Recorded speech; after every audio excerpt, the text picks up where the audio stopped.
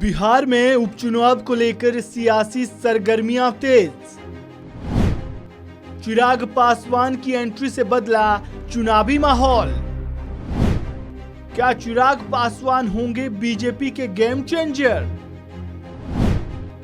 नीतीश और तेजस्वी यादव को किस बात की चिंता?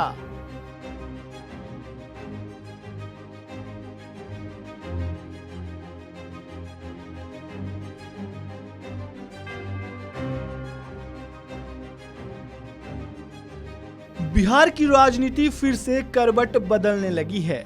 बीजेपी के हनुमान कहे जाने वाले चिराग पासवान एक बार फिर से चर्चाओं में है। बिहार में मोकमा और गोपालगंज की 2 सीट पर उपचुनाव होने हैं। इन दोनों सीटों पर 3 नवंबर को वोटिंग के बाद 6 नवंबर को नतीजे आएंगे। मोकामा और गोपालगंज विधानसभा सीट पर होने वाले उपचुनाव को लेकर सियासी सरगर्मी बढ़ गई है, जिसमें चिराग पासवान ने बीजेपी का प्रचार करने का फैसला किया है। ऐसे में चिराग पासवान आरजेडी और जेडीयू की मुश्किलें बढ़ा सकते हैं। एनडीए में साथ रहने वाले चिराग और नीतीश कुमार आमने सामने हैं।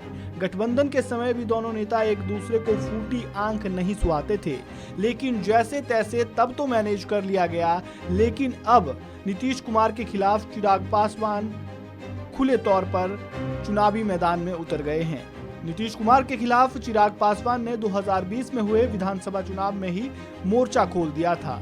आलम यह था कि चिराग ने जेडीयू के खिलाफ तो प्रत्याशी उतारे, लेकिन बीजेपी के खिलाफ नहीं।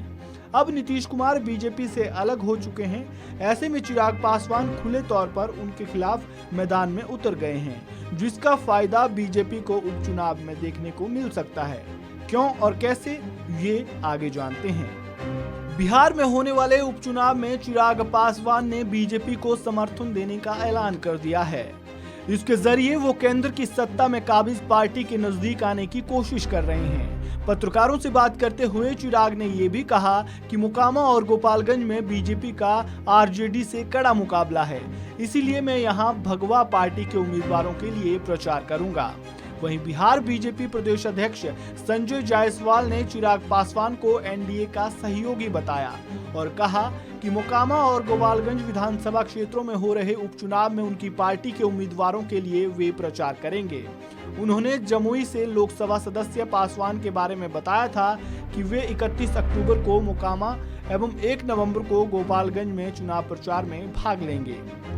मुख्यमंत्री नीतीश कुमार के 2 महीने पहले एनडीए से बाहर निकलने के बाद कमजोर हुई बीजेपी और प्रदेश में सत्ताधारी महागठबंधन में शामिल सबसे बड़ी पार्टी आरजेडी के लिए 3 नवंबर को होने वाले उपचुनाव को पहले शक्ति परीक्षण के तौर पर देखा जा रहा है।